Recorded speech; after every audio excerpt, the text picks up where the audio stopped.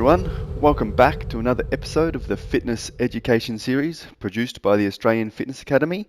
It's like progressive overload for your brain. I'm your host, Tom Rock, and in today's episode, we're going to talk about the impact of alcohol. And we've talked about a little bit about it through some of the other episodes on recovery and things like that, but I think it's a good little topic to touch on a little bit further in, just in terms of generally how alcohol can affect our exercise, our performance, and potentially the health benefits that we're looking to get from exercise.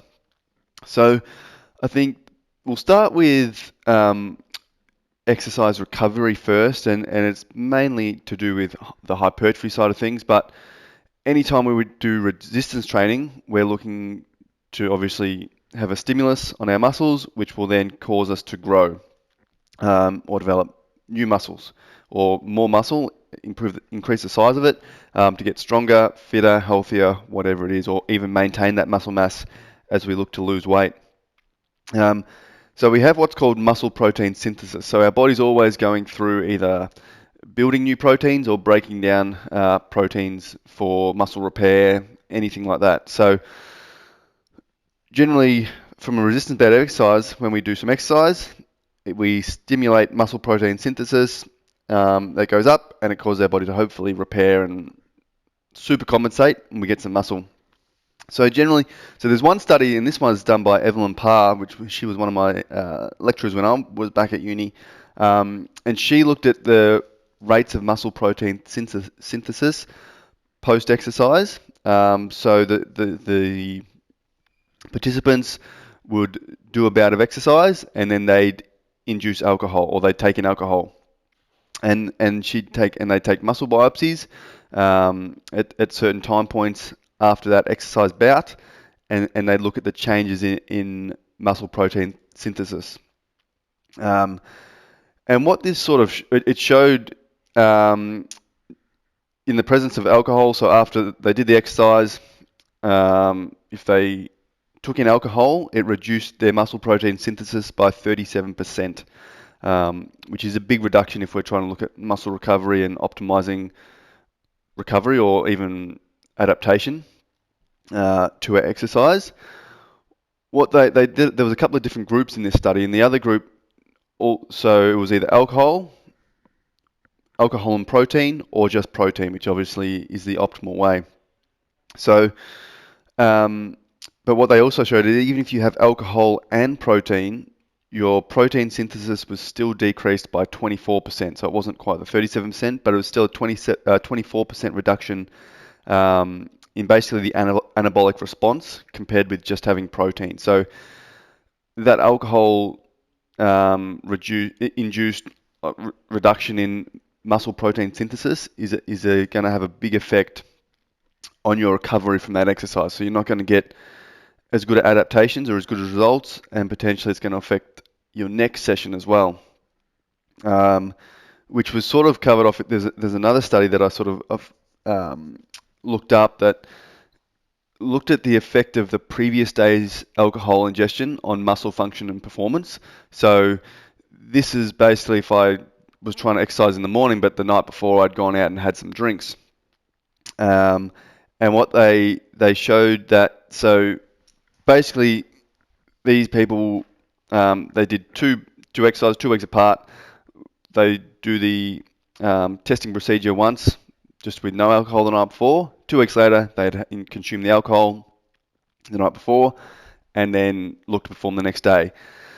So in these studies, they control the amount of alcohol people have, just so it's all standardized. So these people were taking in 1.9 grams of ethanol per fat-free body mass, so per kilogram of fat-free body mass or muscle mass generally. This sort of equaled out to roughly 4 standard drinks for males and around 3 standard drinks for the females in terms of the amount of alcohol they brought in. And they tested a number of different sort of performance measures. So they looked at vertical jump, isometric mid-thigh pull, which is sort of a maximal strength test. They looked at sort of a bicep curl test, which was sort of a muscular endurance type test. And then they did a high intensity sort of anaerobic threshold test. on a cycle ergometer, so a cycle bike. So time to exhaustion, basically. So you have to just ride to your exhaustion. Um, some of the tests, so the vertical jump, the bicep curl, and the isometric mid-thigh pull didn't show a lot of difference, or statistically significant difference the morning after. But there was a significant reduction in the time to exhaustion for the cycle ergometer test. So what they sort of shown is even having sort of 4 standard drinks for men or 3 doesn't take a lot of alcohol the night before, and that's going to affect your ability to sort of perform that high intensity exercise the next morning. Which they've sort of related this to more athletes, so it's an education type thing. So if you go out the night before, if you have some drinks, it's going to affect your ability to perform maximally the next day. But I think any type of exercise we're doing, alcohol is going to affect our ability to perform that session well. So obviously, exercise is going to be good if we do it, but it's probably not going to be the maximal stimulus we can possibly get if we've gone out and we've had some alcoholic drinks the night before. The last study we'll look at in terms of muscle damage and recovery, I guess, there was another one that looked at, I guess, more muscle damage and recovery from that. So we have generally our resistance training, which we're not trying to sort of get a heap of muscle damage. We're just trying to get that stimulus to grow. These people did 300 maximal eccentric reps in this other study. So 300 max eccentric reps. So that's basically a slow eccentric reps. 300 of those is going to cause a severe amount of DOMS. And then again, they looked at a certain amount of alcohol ingestion, and they measured the performance loss in this group over a certain time period. And generally, after 36 hours, they found that was the greatest decrease was found 36 hours after this this exercise bout of 300 maximal eccentric reps. Performance had dropped around 31% for the group that didn't have alcohol. For the group that did have alcohol, or when they sort of redid the crossover study, it was up around 40%. That 36 hours later, the decrease was around 40%. So not only was there more of the decrease after that massive exercise bout is greater. So that shows less recovery, obviously, but that performance decrement is going to take a longer time to recover from as well. So I think that one relates well to sort of any sort of injuries you've got, or if you're performing a sport or whatever you're doing, you sustain sort of a soft tissue injury. Alcohol, a lot of alcohol post that, or any alcohol after that, is going to affect your ability to recover in the long run. And instead of taking maybe 3 or 4 days, it might take 1 or 2 weeks. Obviously, that's just arbitrary numbers, but alcohol is going to affect to that detriment of performance from any sort of resistance exercise that we're getting into. And that's obviously, we're still probably increasing muscle protein synthesis, but our ability to recover optimally is going to be diminished. So in terms of trying to get the most of our training, if you're a PT out there or you've got clients and they're trying to optimize their results, alcohol is going to be detrimental to that. If they're coming in every week and they're not recovering properly from their previous session, we're not going to be able to give them as much work. So the less stimulus we give them, the less results they're going to get. So it's sort of that trade-off. So it's something to, I guess, educate your clients about if you can, just so they can potentially moderate it if they are drinking, so it doesn't affect their recovery and their exercise stimulus as much as it can, because obviously we want them to achieve their health goals. Our health goals don't always relate to muscle gain either, or athlete performance. So fat loss is also, or weight loss is also a goal, a very common goal that clients will have, or either if it's weight control. And alcohol obviously affects that as well. Obviously, we've got the resistance side of things. We're not going to optimize muscle gain or optimize the control of muscle mass, but In terms of weight loss, there was a study done in sort of overweight adults that looked at intensive lifestyle intervention. So they were going through this education process about losing weight and changing their lifestyle to do that. So it was sort of a more longitudinal study over a number of years. So they looked at some of the participants changed their alcohol habits. So they'd go from, obviously they were consuming alcohol, they wouldn't consume alcohol. The other, so they abstained from it. The other group continued their regular alcohol consumption. The group that abstained from alcohol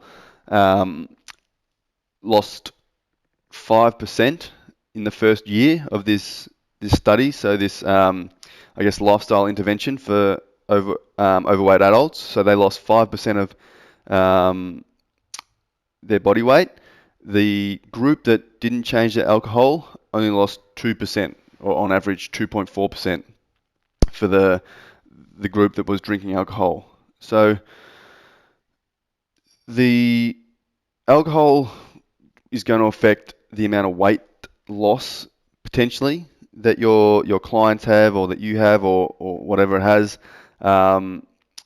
So it's an important factor in weight loss as well, and that can come down to a lot of factors of why it makes it harder to lose weight or doesn't assist in the weight loss process. It can do it with recovery, so our exercising is good, but alcohol also contains energy. So our macronutrients are protein, carbohydrates, and fats, and that's where we get our nutrients and our energy from. Alcohol has 29 kilojoules per gram of alcohol. So there's 29 kilojoules per gram of alcohol. So alcohol also is an energy source for our body. So it contributes to the amount of kilojoules we intake per day. And weight loss is going to be a balance of energy in versus energy out. If we're intaking more kilojoules than we're expending, we're going to gain weight. So it's something to make sure our clients are aware of, and something to consider at certain time points, whether it's worth discussing them with it or not, depends on the circumstance. But like there's in one glass of red wine, so 150 ml of red wine, there's roughly 578 kilojoules. In a can of beer, there's about 570 kilojoules, and any sort of shot of like vodka, gin, or whiskey has around 280 kilojoules just in one shot, and that's potentially, if you mix it with lemonade or you're mixing it with soft drink, that's going to increase the kilojoules as well. So that can add up very quickly, especially if you're on a night out or whatever it is.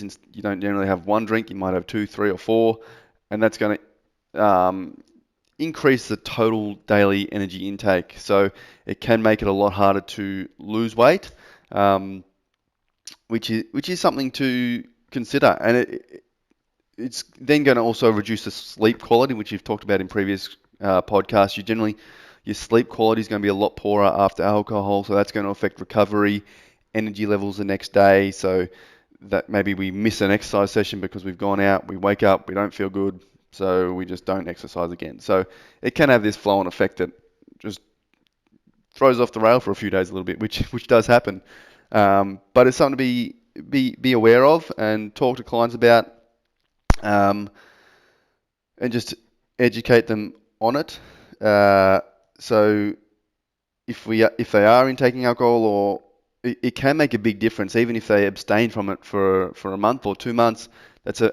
Can be a big, just automatic drop in kilojoules that they're not consuming, which can help them lose weight. So if it's a weight loss goal, it's an easy thing to take out of their weekly habits, and save some kilojoules, so that they, rather than being in a 2,000 kilojoules surplus every day, they're all of a sudden in a 1,000 kilojoule deficit, and they're starting to lose weight. So I think alcohol is a part of society, but I think it's important to understand how it affects our recovery from exercise and how it contributes to potentially our kilojoule intake.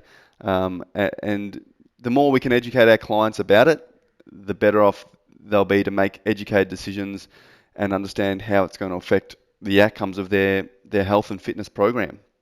Anyway, I hope you get a little bit out of that. Just sort of my thoughts on that, guys. If you do have any questions on it, please email tom@afa.com.au.